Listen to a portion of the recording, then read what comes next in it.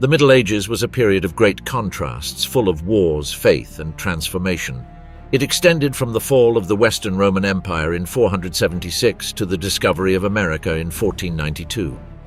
During this millennium, Europe lived under the feudal system where kings, nobles, and peasants formed a hierarchical society, and the Church stood as the most powerful institution. It was an era marked by the Crusades, castles, barbarian invasions, and kingdoms struggling to survive and expand.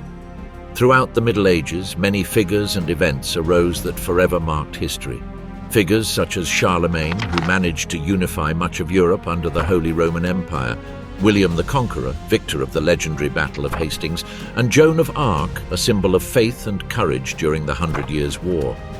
Epic conflicts were fought, such as the Crusades, which led thousands of Europeans to fight in the Holy Land, and decisive battles like Poitiers, Agincourt, or Las Navas de Tolosa. This is the complete history of the Middle Ages. The fall of the Roman Empire and the beginning of a new era, 476 AD. The Western Roman Empire, which for centuries had represented order, law, and civilization, entered the 5th century engulfed in a structural crisis that could no longer be reversed. What had once been an unstoppable military machine was now exhausted by internal wars, economic pressures, and a new enemy. The barbarian peoples who, far from being simple invaders, were settling within the empire, claiming land, power, and political recognition. Imperial authority had fractured. The Roman Senate lacked real influence. Generals fought each other for control of the throne, and emperors had become fleeting figures manipulated by foreign military leaders. One of the first blows announcing the collapse occurred in the year 410, when Alaric, king of the Visigoths, besieged and sacked Rome.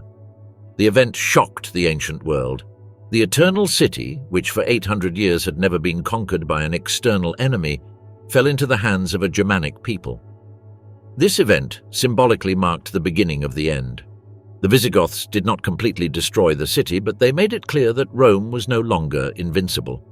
From then on, the barbarian peoples ceased to be external forces. They began to settle permanently within Roman territory, forming their own domains and competing for control of the imperial apparatus. The pressure did not come only from the west. In the east, the Roman Empire maintained its capital in Constantinople, much richer and better organized. While the west grew poorer and more rural, the east endured thanks to its solid economy, administrative control, and strategic location. The eastern emperors watched helplessly as their western counterpart collapsed, but they were unwilling to sacrifice their own resources to save it. The division made by Theodosius in 395 had created two distinct worlds, united only in name, but already culturally and politically separated. In the 5th century, new peoples pushed the imperial frontier until it broke. The Huns, led by Attila, burst into Eastern Europe and forced the Visigoths, Ostrogoths, Vandals, and other Germanic peoples to move into the empire in search of refuge. Rome became a fortress besieged from within and without. Attila even threatened the Italian peninsula directly, forcing Pope Leo I to negotiate his withdrawal. Although Attila retreated, the empire did not recover. Every withdrawal of one enemy left space for another to enter. The Roman economy collapsed under the weight of taxes, the abandonment of cities, and the breakdown of Mediterranean trade. The legions, once invincible, were increasingly composed of Germanic mercenaries who obeyed their own leaders rather than the emperor. One of these generals, Flavius Aetius, managed to halt Attila at the Battle of the Catalonian Plains in 451, where Romans and Visigoths fought together to stop the Hunnic threat. It was the last time the Roman army functioned as a coordinated force. After Aetius, who was murdered by Emperor Valentinian III, nothing could stop the dissolution of Roman power in the West. In the year 455, Rome was sacked again, this time by the Vandals led by Genseric, who came from North Africa. The city, stripped of its wealth, had nothing left to offer. Emperors succeeded one another rapidly, often deposed or killed by Germanic generals who pulled the strings of power. The most representative figure of this end was Romulus Augustulus, a teenager placed on the throne by his father, General Orestes. The latter believed he could rule from behind the throne, but he underestimated his own soldiers, mostly Herulians who demanded land in Italy. The leader of these troops, Odoacer, a Germanic chieftain, rebelled in the year 476. Orestes was captured and executed. Shortly after, Odoacer entered Ravenna, the imperial capital, deposed the young Romulus Augustulus, and declared that an emperor in the west was no longer necessary. Instead of proclaiming himself emperor, he sent the imperial insignia to Constantinople, recognizing Emperor Zeno as the only legitimate authority, although in practice he ruled Italy independently as king. With this act, the Western Roman Empire ceased to exist. There were no ceremonies or official proclamations, only the acknowledgement of an inevitable fact: the ancient world had disappeared. Authority passed into the hands of barbarian kings who ruled over former Roman provinces, not as temporary invaders, but as new settled sovereigns. The collapse was not a sudden fall, but the result of a prolonged process of institutional decay, loss of cohesion, and social transformation.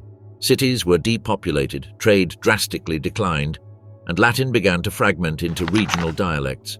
The Mediterranean ceased to be a Roman lake and became a space contested by Germanic kingdoms, Eastern empires, and emerging new powers. While in the east Constantinople stood firm, in the west the old imperial structure was replaced by a mosaic of Germanic kingdoms, each with its particular identity, but all built upon the ruins of Rome. The Middle Ages had begun. The barbarian kingdoms and the birth of Europe. After the fall of the Western Roman Empire, European territory did not fall into absolute chaos, but began to reorganize under new authorities, the barbarian kingdoms. Far from completely destroying Rome, these peoples adopted many of its institutions, laws, and customs, blending them with their own Germanic traditions. It was a slow and profound process that gave rise to the future medieval Europe.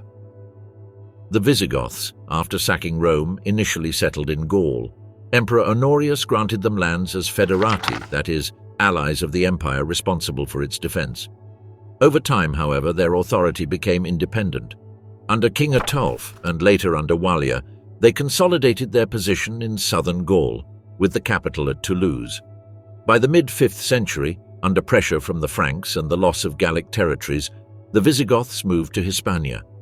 There, King Euric established a kingdom that covered almost the entire Iberian Peninsula and the south of present-day France. It was the first stable post-Roman kingdom, with administration based on Roman law for the Hispano-Roman population and Visigothic codes for the Germanic nobility.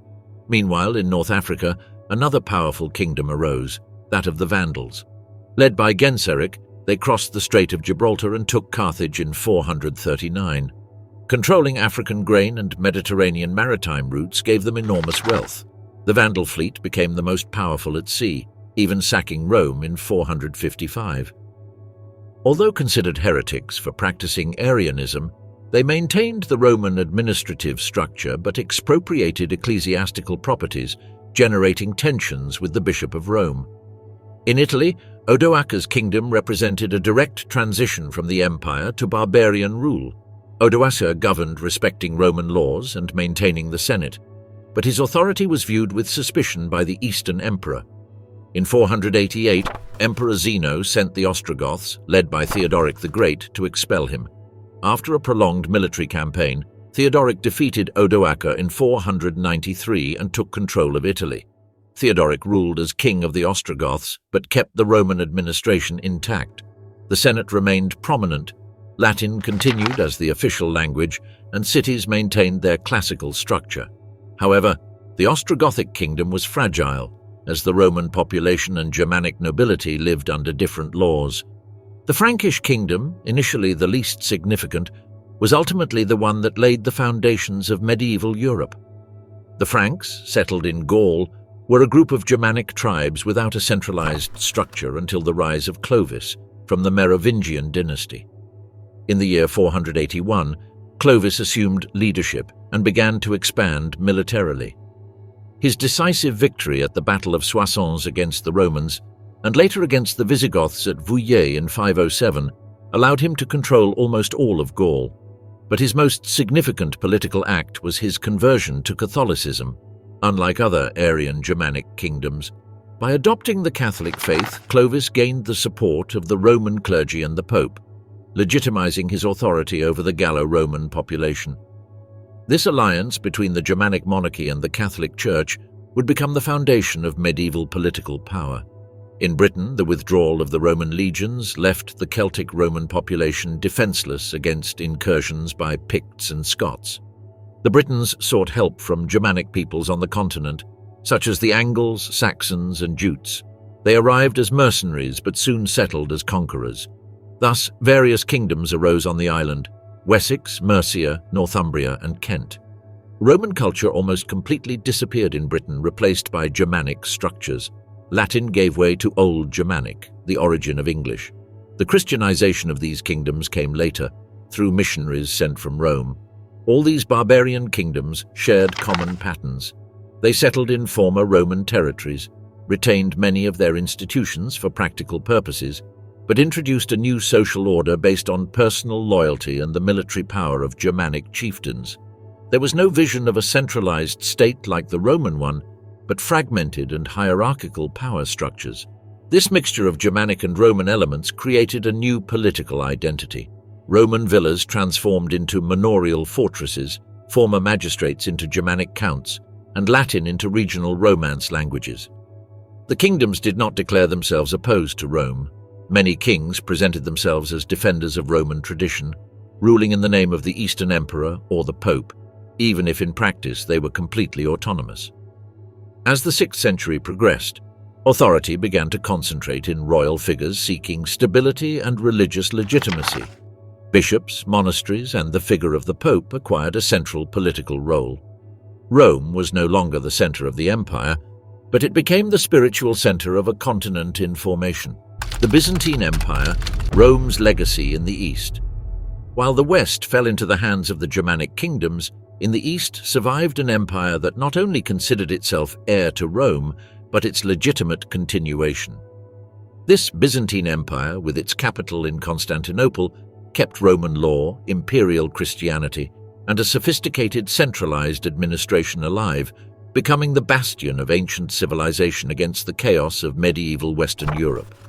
Founded by Constantine in the year 330, Constantinople occupied a strategic position between Europe and Asia. Surrounded by imposing walls and protected by the sea, the city controlled the trade routes of the Eastern Mediterranean and the Black Sea. Unlike Rome, which had become a symbolic city, Constantinople was the political, cultural, and economic center of the empire. The emperor ruled with absolute authority, considered not only head of state, but also God's representative on earth. The peak of Byzantine splendor came with Emperor Justinian I, who assumed power in the year 527 with a clear objective: to restore the greatness of the ancient Roman Empire. Justinian undertook an unprecedented legal reform. He ordered the compilation and reorganization of all Roman laws into a coherent legal body, giving rise to the Corpus Juris Civilis, which would become the foundation of law in Europe for centuries. This act was not only administrative, it was a declaration that Byzantium was Rome, not a successor, but its surviving form. Imperial ambition led Justinian to launch military campaigns to reconquer the West. His general Belisarius began the recovery of North Africa in 533, defeating the Vandal kingdom in a swift campaign. He then directed his forces to Italy, where the Ostrogoths resisted for almost 2 decades. Rome, destroyed by successive wars, passed from hand to hand, becoming almost depopulated. Despite enormous human and economic losses, Justinian formally restored Roman rule over Italy, North Africa, and parts of Hispania. However, these territories would be difficult to maintain. Amid this imperial effort, Constantinople achieved exceptional cultural splendor. The construction of the Hagia Sophia Basilica, with its colossal dome suspended over an open space, represented the spiritual and architectural triumph of the empire. Erected in only 5 years after the Nika revolt in 532, the church became a symbol of the union between imperial power and Christian faith. The interior decoration, covered with golden mosaics, reflected the sacred character of the emperor and the city. But Justinian's reign was also marked by disasters. In 541, a pandemic known as the Plague of Justinian spread throughout the empire, causing millions of deaths and weakening the economy. To this disaster were added earthquakes, floods, and famines. The dream of restoring the universal empire became increasingly difficult to maintain. After Justinian's death in 565, Byzantium faced new threats. From the east came the Persians, their eternal enemy. From the north and west arose Slavic and Avar peoples who penetrated the Balkans. In the 7th century, a new force emerged unexpectedly: Islam. Arab armies conquered Syria, Palestine, and Egypt, the richest territories of the empire. The loss of Egypt, the main grain supplier, forced Byzantium to transform its economy and military organization. The empire was reorganized under a new system called the themes, military and administrative divisions governed by strategoi. This structure allowed it to resist Arab attacks for centuries. Constantinople survived 2 major sieges in 674, which lasted 2 years, and in 717, thanks to its walls and the use of Greek fire, a secret incendiary weapon that burned even on water. Byzantine resistance prevented the Mediterranean from falling entirely under Muslim control. Culturally, Byzantium became the guardian of ancient knowledge. Its monasteries copied classical manuscripts, preserving works of philosophy, science, and literature that would have been lost in the West. Greek gradually replaced Latin as the administrative language, consolidating the Hellenistic identity of the empire. The imperial court developed a complex ceremonial etiquette that reinforced the sacred character of the emperor. The Byzantine Empire was not only a military stronghold, it was a cultural bridge between the ancient and medieval worlds. Its contacts with Slavs, Arabs, and Westerners spread writing, religion, and art. In the 9th century, Byzantine missionaries such as Cyril and Methodius created alphabets for Slavic peoples, initiating their Christianization. Constantinople thus became the spiritual center of Eastern Europe. Despite its territorial losses, Byzantium maintained its prestige as heir to Rome and as the capital of Eastern Christendom. It was a complex civilization, marked by splendor and constant threat, by deep faith and palace intrigues. Its survival for more than 1,000 years after the fall of Rome ensured the continuity of the Roman legacy in a world leaving antiquity behind to enter a new era. The rise of Islam and the Arab expansion. In the 7th century, while the Byzantine Empire and the Persian Empire were consumed by endless wars, a new spiritual, political, and military force emerged from one of the most unexpected places, the Arabian Peninsula. An arid land dominated by nomadic tribes and caravan cities such as Mecca and Yathrib, which until then had remained on the margins of great civilizations, became the epicenter of a phenomenon that would forever transform the Mediterranean and Asian world: Islam. In the year 610, in a cave on Mount Hira, a merchant named Muhammad claimed to have received the revelation from the archangel Gabriel. The message was clear. There was a single God, Allah, creator of all things, and Muhammad was his prophet. In a tribal society based on polytheism, where each clan worshipped its own gods, this message represented a total rupture. The elites of Mecca, fearing the loss of their religious and economic authority, based on the control of the Kaaba as a pilgrimage sanctuary, fiercely opposed Muhammad and his followers. In the year 622, facing persecution, Muhammad and his community emigrated to the city of Yathrib, which would be renamed Medina in an event known as the Hijra. This event marked the beginning of the Islamic calendar. In Medina, Muhammad was not only a religious leader, but also a political and military one. He unified the Arab tribes under a new spiritual identity that transcended tribal loyalties. Islam was not simply a religion, but a complete system regulating social life, justice, and war. Between 624 and 630, decisive battles occurred between the Muslims and their enemies from Mecca. Finally, Muhammad returned to the city and took it without massive bloodshed, purifying the Kaaba of its idols. Arabia was unified under Islam. When Muhammad died in the year 632, he left no clear heir. Thus, his closest companions chose as successors the caliphs, that is, the leaders of the Muslim community, who continued his religious and expansionist mission. The first 4 caliphs, known as the rightly guided, al-Rashidun, led an unprecedented military expansion. Driven by religious fervor, the desire for loot, and the vision of extending the Ummah, as the community of believers was called, the Arab armies left Arabia and attacked the weakened neighboring empires. In less than 2 decades, they conquered Syria, Palestine, Mesopotamia, and Egypt, taking them from the Byzantine Empire. In 651, the Sasanian Persian Empire was destroyed. The victories were swift, fueled by the mobility of the Arab light cavalry and the fact that many populations, tired of Byzantine taxes or religious persecution, welcomed the Muslims as liberators. The Umayyad Caliphate, with its capital in Damascus, transformed Islam into a global empire. Under its rule, expansion continued toward North Africa and Central Asia. In the year 711, General Tariq ibn Ziyad crossed the Strait of Gibraltar and defeated the Visigothic king Roderick, beginning the conquest of Hispania. In less than 10 years, almost the entire Iberian Peninsula was under Muslim rule, known as Al-Andalus. To the east, the Arabs reached the Indus River and dominated vast Persian territories. The expansion was not only military, it was also cultural and economic, connecting trade routes from China to the Atlantic.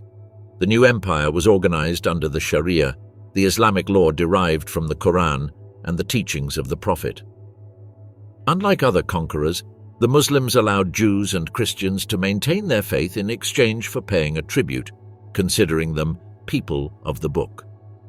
This relative tolerance allowed for the coexistence of cultures and economic development.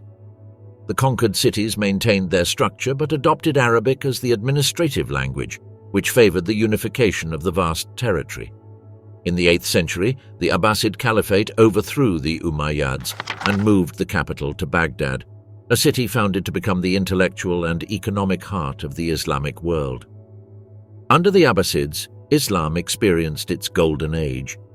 Baghdad, Cordoba, and Cairo became centers of knowledge where works of Greek philosophy, Indian mathematics, and Persian astronomy were translated into Arabic. These cities were beacons of science and art in a Western Europe still dominated by feudal structures. The Muslim advance was halted on some fronts. In 732, at the Battle of Tours, the Frankish leader Charles Martel stopped the advance north into Gaul. In the east, Constantinople resisted the Arab sieges, protecting Eastern Christianity for centuries. Despite these limits, half of the Mediterranean world had shifted from Roman to Islamic rule in less than 100 years. Charlemagne and the Carolingian Empire, in the heart of Western Europe, while Islam spread from the Atlantic to the Indus and the Byzantine Empire resisted in the east, a figure emerged who would forever change the fate of Latin Christendom, Charlemagne. Under his command, the fragmented Frankish kingdoms transformed into a political entity capable of rivaling in prestige and ambition the great empires of the ancient world. The origin of this power goes back to the Merovingian dynasty, whose kings, weakened by internal disputes, had ceded effective control of the kingdom to the mayors of the palace, officials who administered the state on their behalf. Among them, Charles Martel stood out, who in 732 halted the Muslim advance at the Battle of Poitiers, consolidating Frankish prestige among Christian peoples. His son, Pepin the Short, deposed the last Merovingian king in 751 with the support of the Pope, inaugurating the Carolingian dynasty. This act marked a fundamental change. Royal legitimacy no longer derived solely from blood, but from the recognition of the Church. When Pepin died in 768, the kingdom was divided between his sons, Carloman and Charles. The premature death of Carloman left Charles as the sole ruler. Known from then on as Charlemagne or Carolus Magnus, he began a series of military campaigns that would transform the map of Europe. His empire expanded through constant wars. He subdued the Lombards in Italy, halted Islamic expansion in the Spanish March, defeated the Bavarians, and waged a long and brutal war against the Saxons, whom he forced to convert to Christianity under penalty of death. Charlemagne's empire was not a mere accumulation of conquered territories. It was a political and religious construction. Charlemagne saw himself as a defender of Christendom and the armed arm of the Church. Pope Leo III needed him to protect Rome from his internal enemies, and Charlemagne needed papal recognition to legitimize his authority over multiple peoples. On December 25, 800, during the Christmas Mass in St. Peter's Basilica, the Pope placed the imperial crown on Charlemagne's head, proclaiming him Emperor of the Romans. With this symbolic act, the imperial title returned to the West after more than 3 centuries, challenging the authority of the Byzantine emperor. This event reconfigured the concept of power in Europe. From then on, the idea was established that the emperor should protect the Church and expand the faith, while the Pope granted spiritual legitimacy. The Holy Roman Empire was born, although not yet by that name, as an alliance between throne and altar that would dominate medieval politics. Charlemagne also promoted a cultural revival known as the Carolingian Renaissance. He understood that power required administration and that administration required knowledge. He ordered the founding of schools in monasteries and palaces, promoted the copying of classical manuscripts, and attracted scholars from all over Europe, such as Alcuin of York. Writing was standardized with Carolingian minuscule, more legible and efficient than previous forms, which allowed ancient knowledge to be preserved and disseminated. In the legal field, Charlemagne issued capitularies, that is, imperial decrees, to regulate the conduct of his subjects, local justice, and land administration. He divided the empire into counties governed by counts, supervised in turn by special envoys called missi dominici. These inspectors traveled the empire to ensure that imperial law was enforced and that taxes were collected correctly. Although the empire was vast and diverse, Charlemagne tried to unify it under the Christian religion, imperial law, and Latin culture. Territorial expansion included the creation of frontier marches, militarized regions intended to contain invasions. One of the most important was the Spanish March, established in the northeast of the Iberian Peninsula as a barrier against the Emirate of Córdoba. In the east, the Danubian marches protected the empire from Slavic and Avar peoples. Each border became a line of defense and a point for projecting Latin Christianity. Charlemagne ruled from Aachen, where he built a palace and a Palatine chapel symbolizing the link between the Frankish Empire and Christian Rome. His court became the political, religious, and cultural center of Western Europe. From there he promulgated laws, organized campaigns, and controlled the loyalty of his vassals through oaths. However, the unity of the empire depended largely on his figure. When Charlemagne died in 814, his son Louis the Pious inherited an immense but difficult-to-govern territory. The structure of the empire rested on personal loyalty and military power, not on permanent institutions. Although the Carolingian legacy would endure in the idea of a Christian Europe united by faith and law, internal tensions and the Frankish custom of dividing territory among heirs would sow the seed of its fragmentation. The feudal system and life in castles. After the death of Charlemagne, the vast Carolingian Empire fragmented among his heirs and was besieged by new waves of invaders, Vikings from the north, Magyars from the steppes, and Saracens from the Mediterranean. Imperial structures collapsed and central power was replaced by local networks of protection. In this context of insecurity and disorder, the feudal system was born, a political, economic, and social organization based on land, personal loyalty, and war as a means of survival. Feudalism was based on a relationship of dependence between the powerful and the weak. The king, unable to protect his entire territory, granted lands designated as fiefs to the nobles in exchange for loyalty and military service. These nobles became feudal lords, controlling entire regions as if they were small kings. In turn, the lords gave portions of their lands to vassal knights who swore loyalty to them. The feudal power pyramid was topped by the monarch, followed by dukes, counts, and barons, then knights, and at the base was the vast majority of the population, peasants or serfs. The bond between lord and vassal was sacred and personal. It was formalized through a ceremony of homage. The vassal knelt before the lord, placed his hands between the lord's hands, and swore loyalty, promising to answer his call in times of war and defend his interests. In return, the lord guaranteed protection and land to exploit. The land, called a benefice or fief, was not considered the vassal's property, but a privilege granted by the lord as long as loyalty was maintained. This contractual relationship shaped all medieval life. Serfs represented the economic base of the system. They were not slaves, but were tied to the land. They cultivated the lord's fields and paid rents in the form of products, labor, or obligations. They had to grind grain in the lord's mill, bake bread in his oven, and pay fees to marry or inherit. In return, they received plots for subsistence and protection from the castle in case of attack. Peasant life was marked by agricultural work, the seasons of the year, and the religious calendar. Most never traveled more than a few kilometers from their village. The castle was the center of feudal power.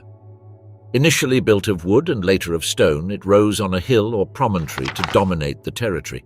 Surrounded by walls, moats, and towers, the castle served as the lord's residence, a fortress in times of war, and a symbol of authority. Inside were the throne room, chambers, chapel, storage, and stables. During sieges, the castle offered refuge to the inhabitants of the fief, who crowded behind its walls with their animals and provisions. The life of a feudal lord was dedicated to war, administration, and honor. From childhood, nobles learned to ride horses, hunt, wield a sword, and obey the chivalric code. This code, though idealized, exalted bravery, loyalty, and the defense of the Christian faith. Tournaments and jousts represented not only entertainment but military training. Hunting was a fundamental activity, both to obtain food and to exercise martial skills. Feudal lands were divided into demesnes. A portion was reserved for the lord, called the lordly reserve, cultivated by serfs who had to work certain mandatory days. The rest was distributed among peasants who could produce for their subsistence. The economy was mostly agrarian and closed. Trade had drastically decreased after the 9th century invasions, so each fief had to be almost self-sufficient. Villages produced wheat, barley, legumes, and raised livestock. Tools were rudimentary and productivity was low, keeping the population in subsistence conditions. Religion permeated all aspects of feudal life. Parish churches were spiritual and social centers. The ecclesiastical tithe fell on all inhabitants of the fief, who had to pay a tenth of their production to the church. Religious festivals marked the rhythm of the year, offering rest in a harsh and limited life. Justice was administered locally. The lord had the right to judge his vassals in his court. Sentences ranged from fines and confiscations to corporal punishments. The written law of the Roman Empire disappeared from most of Western Europe, replaced by oral customs and usages. The notion of Roman citizenship was replaced by belonging to a lordship. In this fragmented world, royal power was weak. Many kings controlled no more than their personal domains. Authority was exercised not from a capital but from hundreds of dispersed castles. Collective identity was neither national nor imperial but local. Each person defined themselves as a vassal of a lord and a member of a parish. The Catholic Church and its spiritual dominion. After the collapse of imperial authority in the West, the only institution that maintained structural, moral, and administrative continuity was the Catholic Church. From being a persecuted religion in the early centuries of the Roman Empire, it became the spiritual and political axis of the medieval world. Its power was not based on armies or direct taxes, but on the collective conviction that eternal salvation depended on it. The Church not only dictated morality, but also owned land, influenced politics, and controlled knowledge. In Rome, the bishop, known as the Pope, emerged as a central figure. According to Catholic doctrine, his authority came from being the successor of Saint Peter, the apostle to whom Christ had entrusted the leadership of the Church. During the fall of the Roman Empire, the popes assumed civil responsibilities, negotiated with invaders, and organized the defense of the city. In the absence of Western emperors, the Pope became the symbol of Christian unity and legitimacy. The ecclesiastical structure was organized hierarchically. Bishops governed dioceses, parish priests attended to local communities, and monasteries formed autonomous networks. The Church owned large stretches of land, donated by nobles in exchange for prayers for their souls. These ecclesiastical domains, exempt from taxes, made the Church the largest landowner in Europe. Its wealth was reinforced through the mandatory tithe, which required every Christian to give a tenth of their crops. The Church's power was also educational. In a world where illiteracy was the norm, monasteries became centers of knowledge. Monks copied ancient manuscripts, preserving Greek and Roman works that would have otherwise disappeared forever. The Rule of St. Benedict, written in the 6th century, established monastic discipline based on prayer, manual labor, and study. Benedictine monasteries multiplied, becoming havens of stability and advanced agriculture. Their libraries, scriptoria, and monastic schools were the intellectual heart of the Middle Ages. The Church controlled spiritual life from birth to death. Sacraments, such as baptism, marriage, confession, Eucharist, or extreme unction, were considered indispensable for entering heaven. By monopolizing these rites, the Church also monopolized each individual's eternal destiny. Those who disobeyed could be excommunicated, which did not only mean expulsion from the religious community, but total social condemnation, exclusion from daily life, and loss of civil rights. The Pope established his supremacy over kings by proclaiming the divine right to intervene in temporal matters. The case of the donation of Pepin in the 8th century granted the Pope territories in Italy that would form the Papal States. This marked the beginning of the Church's temporal power, which would become a political actor with its own army. With the coronation of Charlemagne in 800, the Pope showed that imperial legitimacy depended on papal approval. From then on, the relationship between the papacy and the empire would define European politics. In daily life, the Church regulated the rhythms of time. Bells marked the hours of prayer. The liturgical calendar organized the year: Advent, Lent, Easter, Pentecost, saints' feasts. Sunday was a holy day. Markets and work stopped. Oaths were taken over relics of saints, and disputes were resolved through trials by God, such as ordeal or judicial combat, considered divine tests. Monasteries also played a crucial economic role. They introduced agricultural innovations, drained swamps, cultivated new lands, and managed trade networks. Some monasteries had hundreds of serfs and villages under their control. Their discipline allowed them to store surpluses and survive famines that devastated lay peasants. Monasticism was not only an administrative structure, but also a spiritual way of life. Monks sought Christian perfection through isolation from the world, contemplation, and obedience. Monastic orders, such as the Benedictines, Cluniacs, and Cistercians, spread throughout Europe, becoming centers of moral and spiritual reform. At the same time, the Church combated heresies, movements that questioned its doctrine or authority. Bishops convened councils to condemn them and reaffirm orthodoxy. In a world where spiritual unity was seen as a condition for social stability, religious dissent was considered a political threat. The Church thus became the defender of the established order. From the humblest peasant to the most powerful king, all were under the Church's spiritual authority. No important act, whether birth, marriage, war, or peace treaty, could be carried out without its blessing. The Church did not govern only bodies but souls, and in the Middle Ages that was the supreme form of power. The Viking, Magyar, and Saracen invasions. At the end of the 8th century, Western Europe was engulfed in a new cycle of devastation.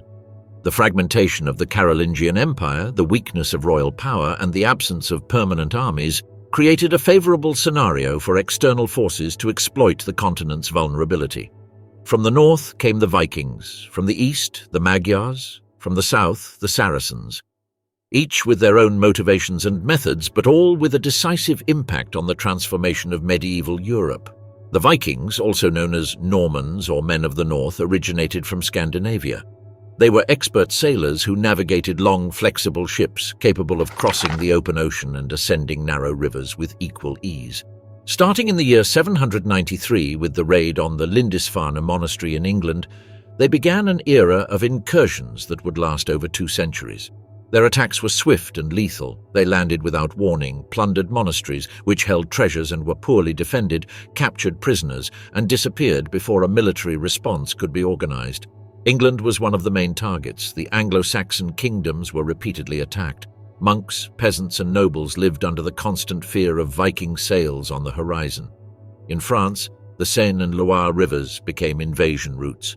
In 845, the Vikings, led by Ragnar Lodbrok, reached Paris, which was only saved through the payment of a huge tribute. The Carolingian Empire, unable to defend its borders, began paying systematic taxes known as Danegeld to avoid raids. But not all Vikings limited themselves to plundering. Many began to settle. They established themselves in England, Ireland, Iceland, and the French region that would later be called Normandy, granted to the leader Rollo by King Charles the Simple in 911. In return, Rollo swore to protect the kingdom's coast. Thus, the invaders became feudal lords, adopted Christianity, and integrated into the European world while retaining their warrior spirit. From the east, the Magyars, a Finno-Ugric people from the steppes, carried out devastating raids. Their light cavalry, skilled in archery and rapid maneuvers, attacked with great mobility and disappeared before being confronted. They penetrated Germany, Italy, and even France. Cities were fortified, and local nobles organized militias to defend their territories. The Magyar threat forced German kings to reorganize their armies. In 955, King Otto I decisively defeated the Magyars at the Battle of Lechfeld. This victory not only stopped the raids but also made Otto the defender of Western Christendom, earning him the imperial coronation years later.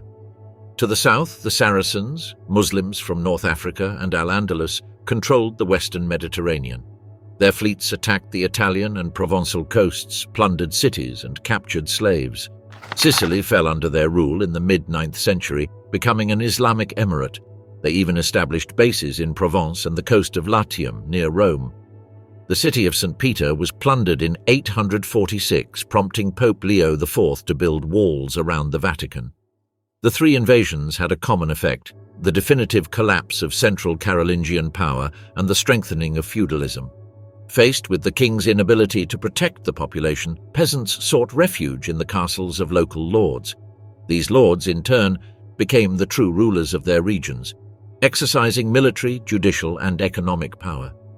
The constant fear of invasions spurred the construction of walls, towers, and fortifications across the continent. Trade routes were interrupted, the Mediterranean ceased to be a Christian lake, and the rural world became self-sufficient. However, the response to these invasions also gave rise to new powers. The Normans would become conquerors of England and Sicily, the Magyars of the Kingdom of Hungary integrated into Christendom, and the Saracen push would trigger the future European response, the Crusades. Europe, harassed from all fronts, was being forged by the fire of invasion. Each attack not only destroyed but also created new political and social structures more resilient and adapted to a world in constant danger. The Crusades, the dream of reconquering the Holy Land, 1096 to 1291. At the end of the 11th century, Western Europe was transformed by feudalism, demographic expansion, and the strengthening of the Church's power. At the same time, the Islamic world controlled vast territories from the Iberian Peninsula to Persia, including Jerusalem, the holy city for Christians, Jews, and Muslims. Tensions between both worlds intensified when the Seljuk Turks, newly converted to Islam, conquered the Holy Land and began directly threatening the Byzantine Empire. Emperor Alexios I Komnenos, cornered, requested military aid from the West.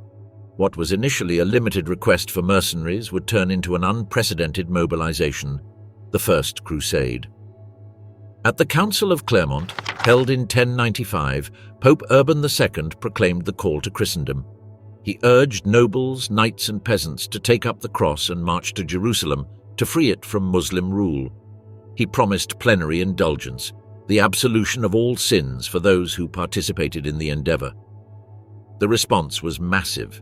Religious fervor, the desire for adventure, the search for land, and military prestige combined to send thousands of men to the east. A popular movement known as the People's Crusade emerged, led by Peter the Hermit, which departed prematurely and was annihilated by the Turks in Anatolia. The true First Crusade, composed of European nobles, advanced slowly through Constantinople and Asia Minor. In 1099, after multiple battles and a brutal siege, the Crusaders took Jerusalem. The entry into the city was stained with blood. Muslims and Jews were massacred. The victory was seen in Europe as a divine miracle. The Crusader states were established: the Kingdom of Jerusalem, the County of Edessa, the Principality of Antioch, and the County of Tripoli. They were Christian enclaves in the middle of the Muslim world, maintained by fortresses, military orders such as the Knights Templar and Hospitallers, and a constant influx of armed pilgrims. The initial success was fleeting. Muslims began to reorganize. In 1144, the County of Edessa fell, prompting the Second Crusade. This mobilization, led by kings such as Louis VII of France and Conrad III of Germany, ended in spectacular failure. The Islamic world found a unifying leader in Saladin, Sultan of Egypt and Syria, who in 1187 defeated the Crusaders at the Battle of the Horns of Hattin and recaptured Jerusalem. The fall of the city triggered the Third Crusade, featuring legendary figures such as Richard the Lionheart, Philip II of France, and Frederick Barbarossa. Although the Crusaders regained some coastal cities, they could not retake Jerusalem. However, Richard managed to negotiate Christian pilgrims' access to the holy sites. The Fourth Crusade, called in 1202, completely diverted from its original objective. Manipulated by Venetian commercial interests, the Crusaders attacked the Christian city of Zara and then Constantinople, the capital of the Byzantine Empire. In 1204, the city was brutally sacked. Temples, monasteries, and palaces were destroyed, and sacred relics were taken to the west.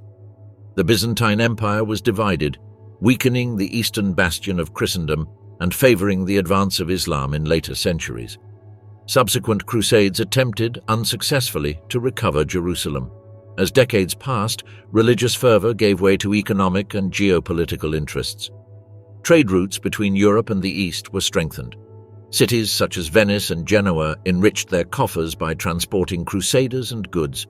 The idea of a holy war shifted to the Iberian Peninsula, where Christian kingdoms undertook the Reconquista against Al-Andalus, and to Eastern Europe, where crusades were launched against Baltic pagan peoples. Finally, in 1291 Acre fell, the last Crusader stronghold in the Holy Land. With its defeat, the Christian presence in Asia ended. The Crusades did not succeed in establishing permanent control over Jerusalem, but they profoundly transformed Europe. Cultural contacts with the Islamic world intensified, introducing knowledge in medicine, mathematics, philosophy, and technology. The Church consolidated its ideological power while the European nobility became even more militarized under the chivalric ideal. The Crusades also marked the beginning of a European expansion that, centuries later, would project onto other continents. The rebirth of cities and medieval trade. During the 9th and 10th centuries, Western Europe had been a rural world dominated by castles, monasteries, and self-sufficient villages. However, starting in the 11th century, a profound change began to transform the landscape: the urban revival. Cities, which had dwindled after the fall of Rome, re-emerged as commercial, political, and cultural centers. This revival was not accidental, but the result of cumulative causes: the end of invasions, population growth, agricultural expansion, and the rise of long-distance trade. Population growth drove the demand for goods and the need for new land. Forests were cleared, swamps drained, and agricultural innovations such as the heavy plough, watermill, and three-field crop rotation were introduced. These improvements increased food production, generating surpluses that could be exchanged.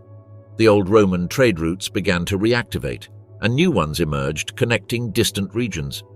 The Mediterranean, dominated by Italian merchants, became a corridor of exchange between East and West. Medieval cities generally emerged in strategic locations: crossroads, navigable rivers, bridges, ports, or fortresses. These population centers were known as boroughs, a word from which terms such as bourgeois and bourgeoisie are derived. The inhabitants of these settlements were artisans and merchants, free people who did not depend on a feudal lord to survive. Over time, boroughs obtained charters of freedom or privileges granted by kings or lords in exchange for taxes. These charters granted them legal autonomy, market rights, and self-government through municipal councils. Long-distance trade acquired a central role. In Northern Europe, the Hanseatic League arose, a powerful alliance of merchant cities such as Lübeck, Hamburg, and Bremen, which controlled trade in the Baltic and North Seas. In the south, the Italian maritime republics such as Venice, Genoa, Pisa, and Amalfi dominated maritime traffic to Constantinople, Alexandria, and Muslim ports. From the east, they imported spices, silk, perfumes, and carpets. From Europe, they exported wood, metals, textiles, and slaves. Trade fairs became essential events for exchange. The Champagne fairs in northern France attracted merchants from across Europe and the Islamic world. For weeks, the roads were filled with caravans loaded with goods, and cities transformed into centers of negotiation, finance, and contracts. Money changers began to conduct credit operations and bills of exchange, laying the foundations of the medieval banking system. Urban society was composed of guilds, associations of artisans of the same trade, such as carpenters, blacksmiths, bakers, or weavers. Guilds regulated product quality, prices, apprenticeship, and protected their members from competition. Being a member of a guild conferred prestige and economic stability, but also implied strict discipline. To become a master artisan, one had to go through stages of apprentice and journeyman, and present a masterpiece demonstrating the aspirant's skill. Medieval cities were characterized by their dynamism and contrasts. Streets were narrow and bustling, full of workshops, markets, and food stalls. Houses were crowded together, built of wood, with upper floors overhanging the street. The smells of everyday life mingled with those of animals, tanneries, and forges. Despite the risks of fire, disease, and violence, cities offered unique opportunities for social mobility and personal freedom, attracting peasants fleeing feudal servitude. The urban revival transformed the structure of medieval power. The bourgeois began to negotiate directly with kings, offering taxes and military support in exchange for privileges. This weakened feudal lords and strengthened monarchies. Cities became centers of a new social class, the bourgeoisie, who neither waged war nor cultivated land, but lived from trade and artisanal production. This process also promoted the circulation of ideas. Universities arose in cities such as Bologna, Paris, and Oxford, where law, theology, and medicine were studied. Trade routes carried not only goods but scientific knowledge, philosophical texts, and foreign technologies. Contact with the Islamic world introduced Europe to the works of Aristotle, advances in astronomy, mathematics, and medicine. Cities became engines of cultural and economic change, marking the beginning of a transformation that would lead Europe towards the Renaissance. Culture and knowledge in the Middle Ages. Despite the dark image often attributed to the medieval period, the Middle Ages were the scene of profound intellectual transformation. For centuries, knowledge was safeguarded in monasteries, but from the 11th century onward, this knowledge began to expand beyond ecclesiastical walls, giving rise to universities, urban schools, and a cultural renaissance that laid the foundations of European thought. After the fall of the Roman Empire, monasteries became guardians of knowledge. Monks copied ancient manuscripts in scriptoria, preserving texts by Aristotle, Cicero, St. Augustine, and other authors. Latin remained the cultivated language, while Romance and Germanic languages evolved among the people. Monasteries cultivated the study of the Bible, theology, and Christian philosophy. The rule of St. Benedict, which organized monastic life, linked manual labor with study, shaping a life devoted to intellectual contemplation. With the urban revival of the 11th century, cathedral schools led by bishops emerged. These schools were the first centers of formal education outside the monastic sphere. Sons of nobles and bourgeoisie attended them to study grammar, rhetoric, and logic. In this context, scholasticism began to develop, a philosophical current seeking to harmonize human reason with Christian faith. Figures like Anselm of Canterbury proposed that the existence of God could be demonstrated rationally, while Abelard introduced dialectical debate as a teaching method. The definitive impetus came with the birth of universities at the end of the 12th century. Bologna specialized in Roman law, Paris, a center of theology, and Oxford, a hub of philosophical knowledge, became autonomous institutions with their own statutes and privileges. Students, organized into nations or academic guilds, sought renowned teachers whose fame attracted pupils from all over Europe. The most prestigious title was that of Magister, which allowed one to teach anywhere on the continent. Universities represented a new model of knowledge, free, itinerant, and universal.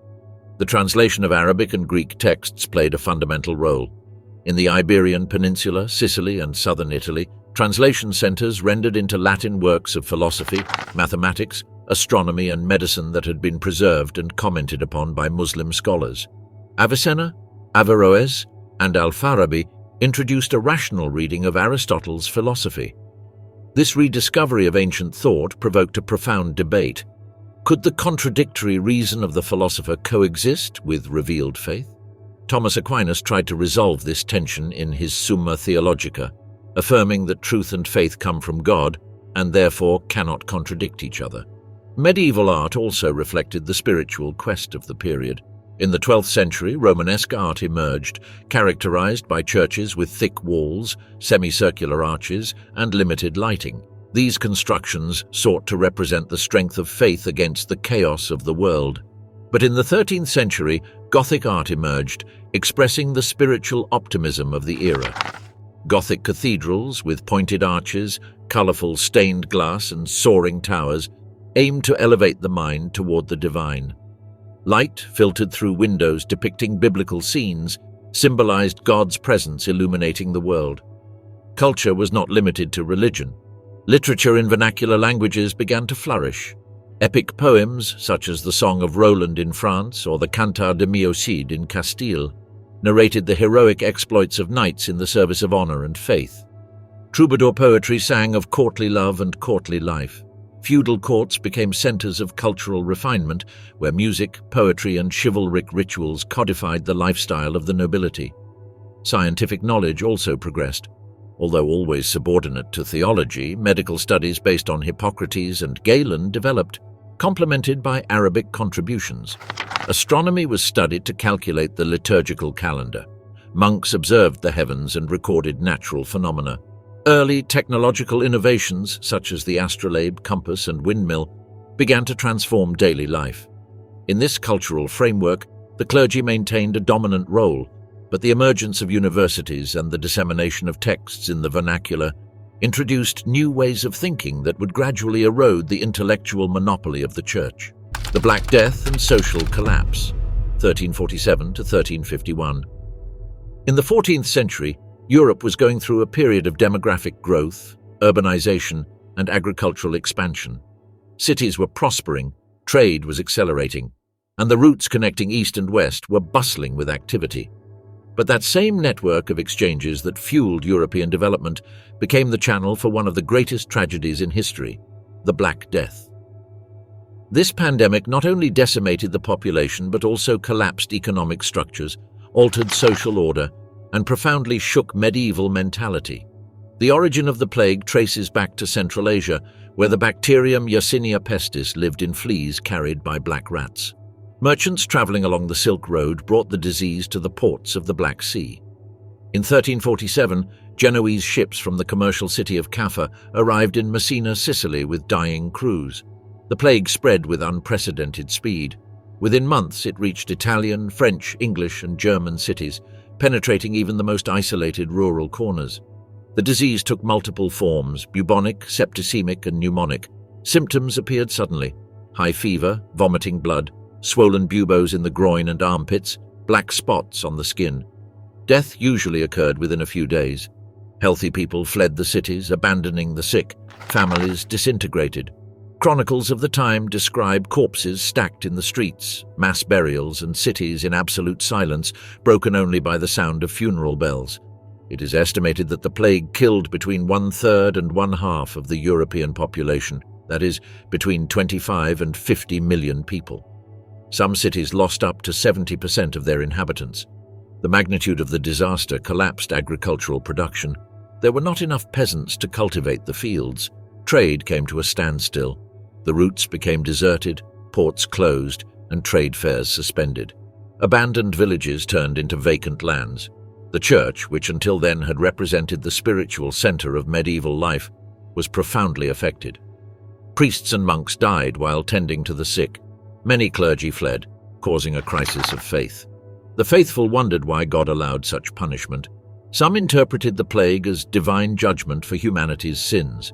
Processions of flagellants emerged, roaming cities and publicly whipping themselves to ask God for forgiveness. Others sought earthly culprits. Minorities such as Jews were accused of poisoning wells, leading to massacres in several regions. The plague also profoundly transformed the economy. Labor scarcity granted peasants power they had never had before. Many left the fiefs to demand better working conditions and wages. Feudal lords tried to impose laws to keep serfs bound to the land, but these restrictions became increasingly difficult to enforce. The feudal system began to crumble. Cities, though devastated, offered economic opportunities that attracted rural survivors. Social mobility increased rapidly. Mentalities also changed. Omnipresent death generated feelings of despair, but also of liberation from traditional structures. Some lived with extreme religious fervor, while others fell into hedonism, enjoying the present in the face of the certainty of death. Art reflected this anguish. Macabre representations such as the Dance of Death emerged, symbolizing human fragility. Literature, as in Giovanni Boccaccio's The Decameron, narrated stories of those fleeing the disaster seeking refuge in remote villas. The plague reappeared in successive waves throughout the 14th and 15th centuries. It never again reached the initial mortality, but fear remained constant. The drastic population decline generated a structural change. Fewer mouths to feed meant more resources per person. Wages rose, prices fell, abandoned lands were redistributed. Survivors inherited properties and rose socially. The psychological impact was as profound as the demographic one. The perception of the world changed. The idea that order was stable and divine broke. A more critical view of traditional institutions emerged. Amid the devastation, a new Europe was born. Less feudal, more urban, more aware of human fragility. A Europe beginning to look to the future with fear, but also with the conviction that the world could be transformed. The 100 Years' War and the decline of chivalry, 1337 to 1453. The 100 Years' War was not a continuous conflict, but a succession of campaigns, truces, decisive battles, and long periods of political attrition. However, its impact was so profound that it marked the end of the Middle Ages and completely transformed the art of war, the concept of monarchy, and the identity of European nations. The confrontation between England and France was not just a dynastic dispute. It was the stage where the prestige of feudal knighthood collapsed and professional armies and firearms emerged, defining the modern world. The conflict originated in a hereditary dispute. In 1328, the French king Charles IV died without leaving a male heir. According to Salic law, women could not inherit the throne or transmit dynastic rights. The closest male relative was Philip of Valois, cousin of Charles IV, who was crowned Philip VI. But Edward III of England, grandson of Philip IV of France through the maternal line, claimed the throne in 1337. At the same time, there was an economic rivalry. England depended on wool trade with the Flemish cities, which were under French influence. War was inevitable. The early years showed a radical change in Europe's military balance. Unlike previous conflicts dominated by heavily armed knights, the English introduced a deadly innovation, the Welsh longbow. This weapon allowed projectiles to be launched at long distances with rapid cadence.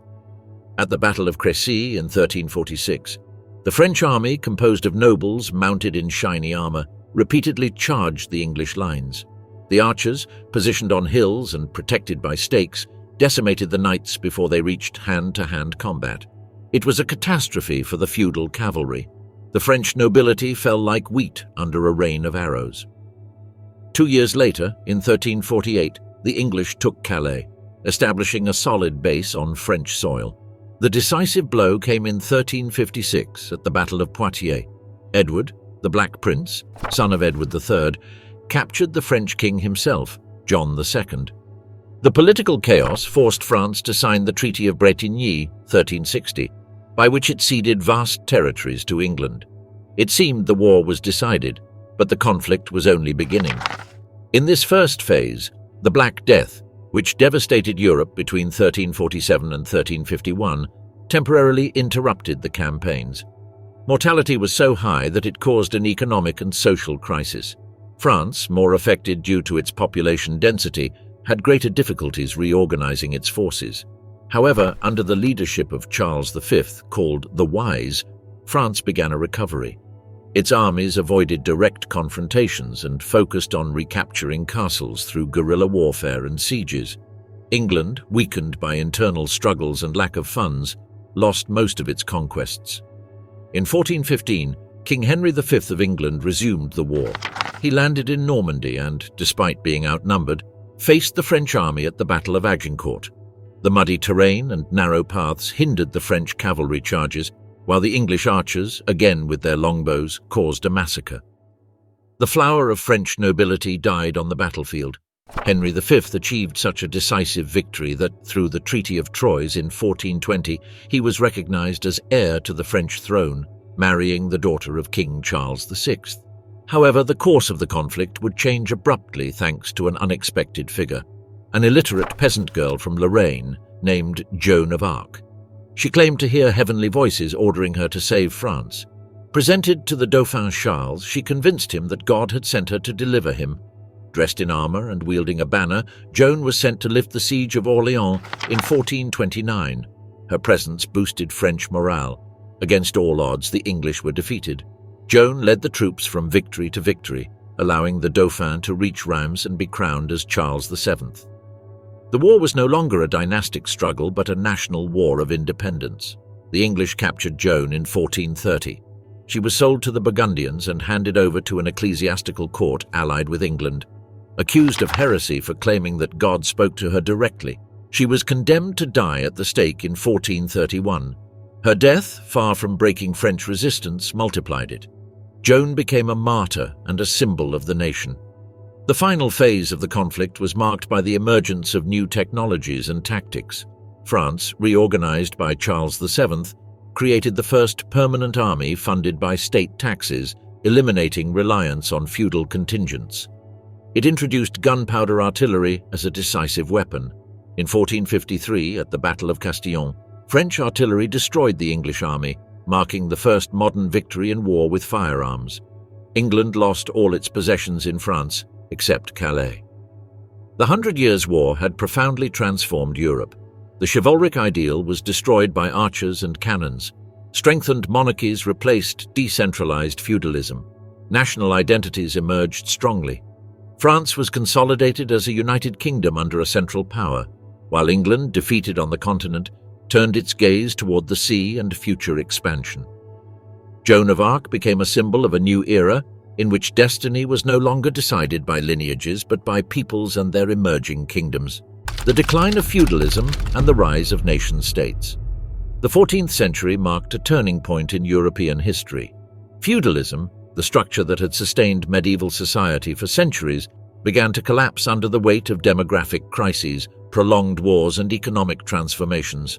Power no longer resided exclusively in rural castles and vassal relationships. A new form of authority was emerging.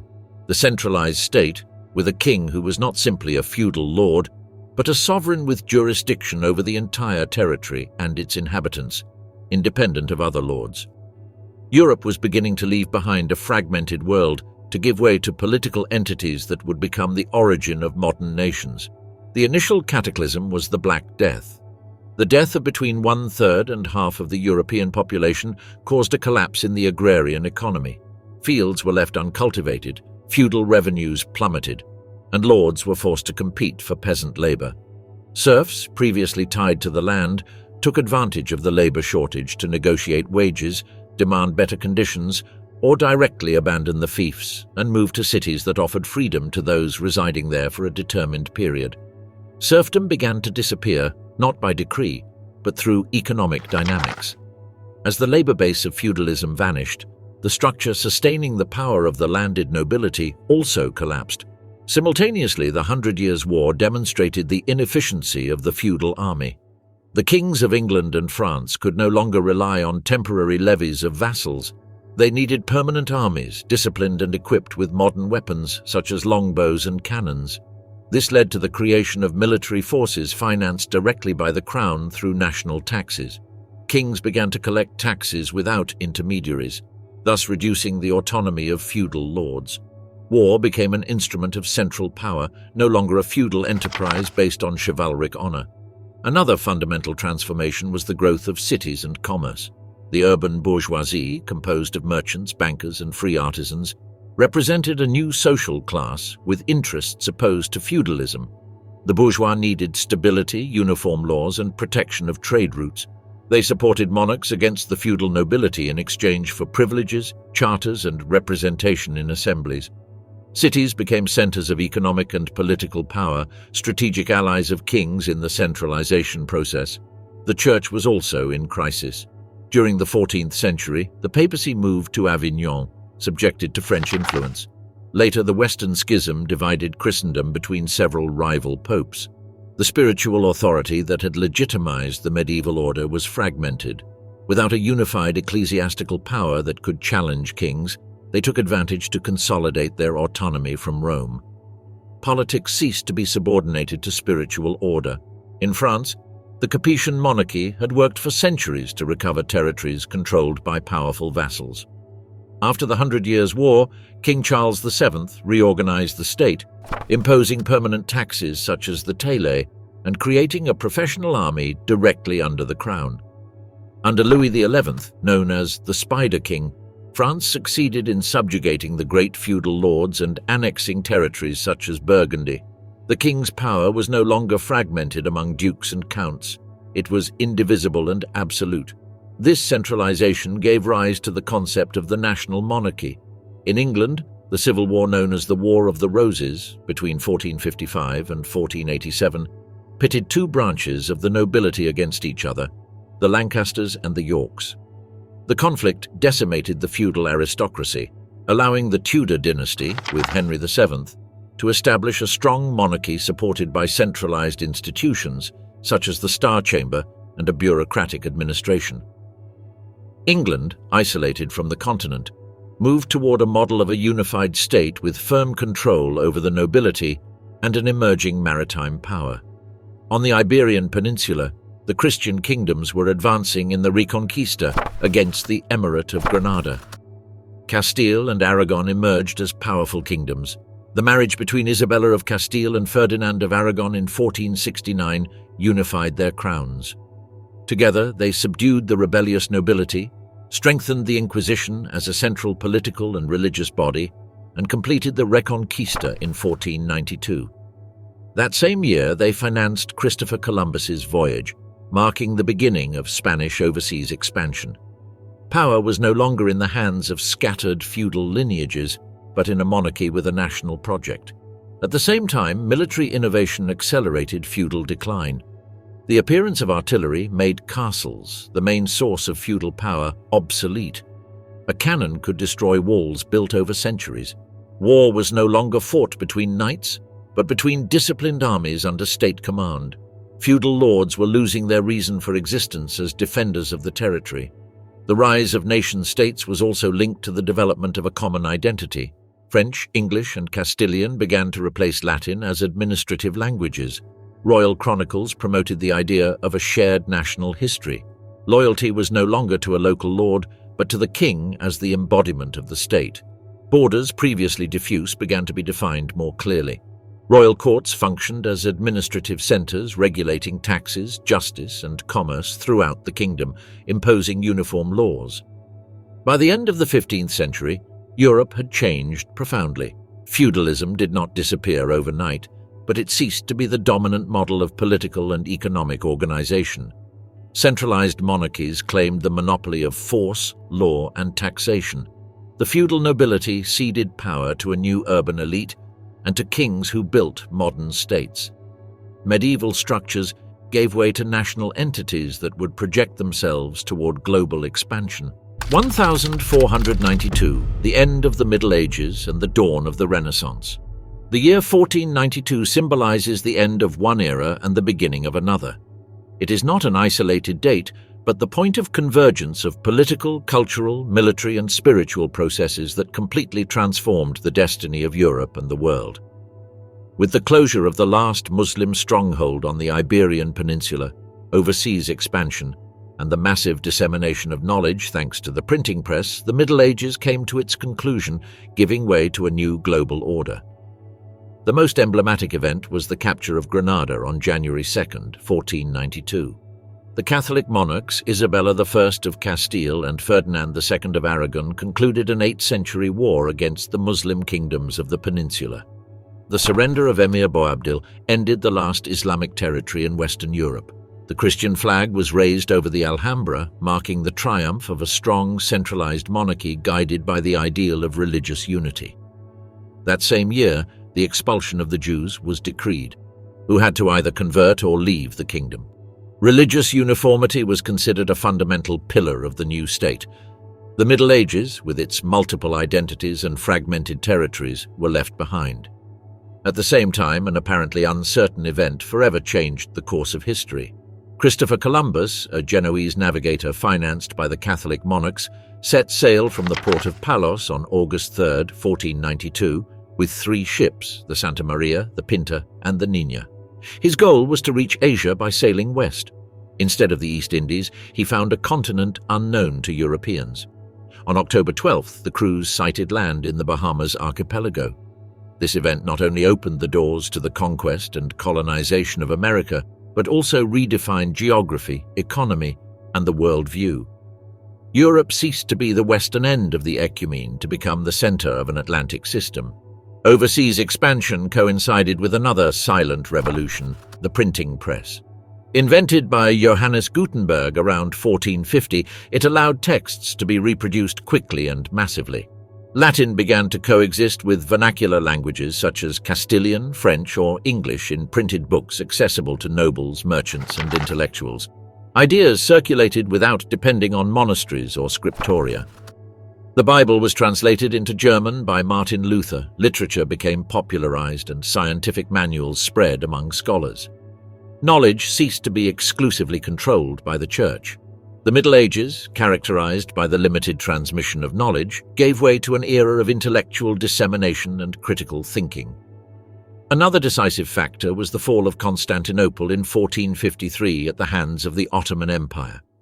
Although this event occurred decades earlier, its consequences manifested strongly by 1492.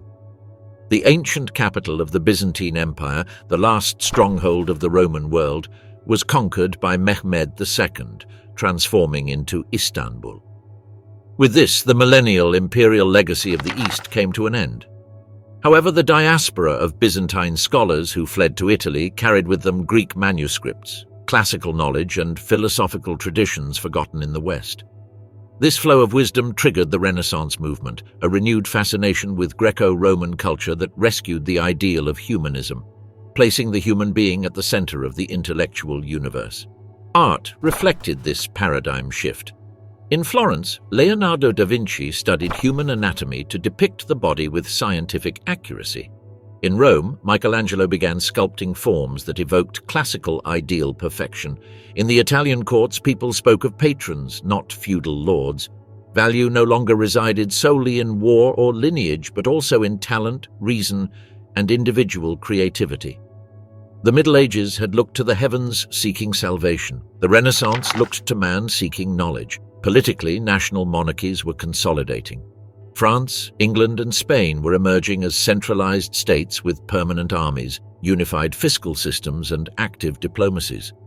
Feudal castles were being replaced by royal courts that acted as administrative centers. The king was no longer primus inter pares, but an absolute sovereign. Parliaments and general courts were beginning to adopt representative functions, though still without the power to limit royal authority. The Middle Ages, with its feudal fragmentation, gave way to political modernity. The development of gunpowder and artillery transformed war. Medieval walls, the pride of feudal defensive architecture, were useless against cannons. The figure of the knight, symbol of the medieval military elite, disappeared from the battlefield, replaced by professional infantry armies financed by the state. War ceased to be a feudal matter and became a national enterprise. By the end of the 15th century, the medieval order based on warrior nobility, peasant servitude, and ecclesiastical supremacy had been replaced by a system in which commerce, knowledge, and royal power defined public life. The discovery of new lands, the spread of printed books, military transformation, and Renaissance humanism announced the beginning of an era in which Europe not only reorganized internally but projected itself onto the world as a dominant power. The year 1492 thus represented the definitive closure of the medieval cycle. Europe left behind the vestiges of the feudal order and prepared to build a new one based on expansion, reason, and centralized power. The Middle Ages had ended.